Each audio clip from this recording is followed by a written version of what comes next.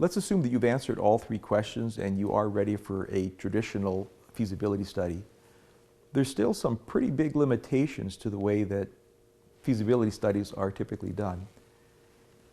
You may recall I said that in a traditional feasibility study, the consultant comes in and under the guise of objectivity, he says that he has to be the one to visit with your people, that they will be more honest with him and tell him what they really feel about the organization and the project and their own giving, that they will tell him things that they wouldn't tell you. Well, imagine a situation where a young man courts a woman for 2 years, 3 years, 4 years, and then at that very moment when he's ready to ask for her hand in marriage, he sends in a hired hand to do the asking for him, right? Either because A, he's too scared, or B, because he thinks, well, the woman will be more objective if I send in my buddy Bill. You wouldn't do that, would you? Why do we even think along those terms in fundraising? Why at that critical moment when the organization is trying to take things to the next level, where we've become friends with these donors over the course of 3, 4, 5 years, why would you then turn them over to a hired hand to have a very pointed conversation about a major gift? Again, by analogy, that'd be like sending somebody else, to ask your girlfriend for her hand in marriage for you. It doesn't make any sense to me. But there's another problem with sending an emissary to ask the donor's proverbial hand in marriage. Presumably, to allow the interviewee to be completely candid, the consultant promises confidentiality.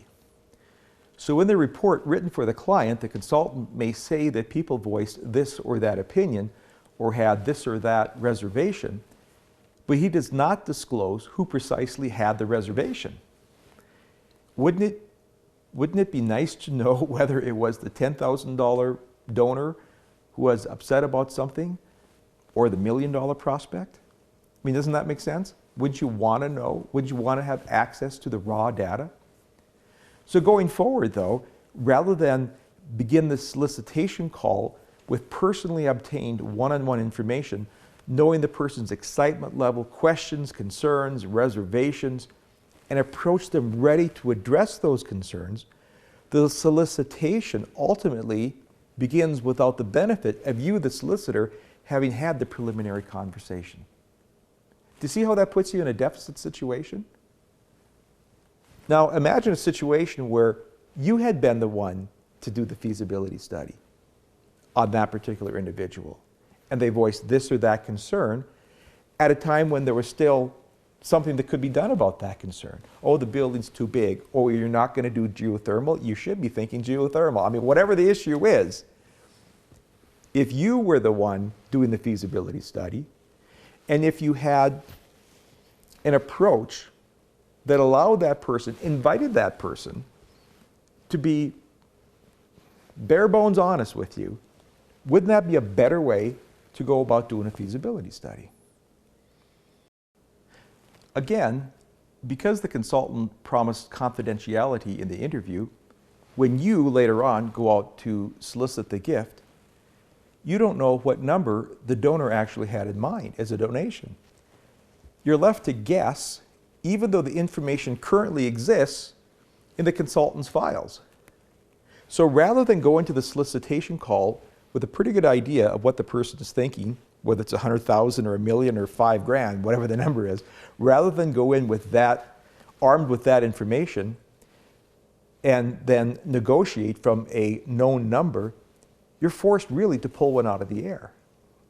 And there's one more problem with the traditional feasibility study.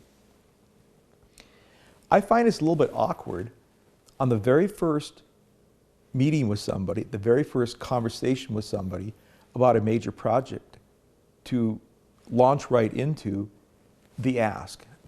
I just find it's much more organic or much more natural to have a conversation with somebody here in January and then again in March. In January is part of a pre-campaign, feel each other out kind of a thing.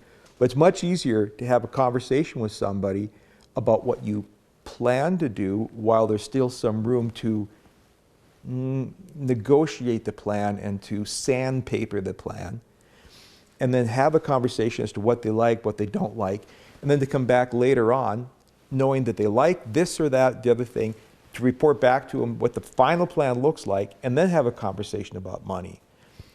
Again, if the consultant does all the feasibility study visits, he's doing the easy part, frankly, and he's robbing your volunteers of an opportunity to kind of ease into the solicitation. And that's the main point I guess I'm trying to make here, is that if the consultant does the feasibility study and then your volunteers do the actual solicitation later on, it makes the solicitation call for your donors, or excuse me, for your volunteers, that much more difficult because they're not easing into the asking.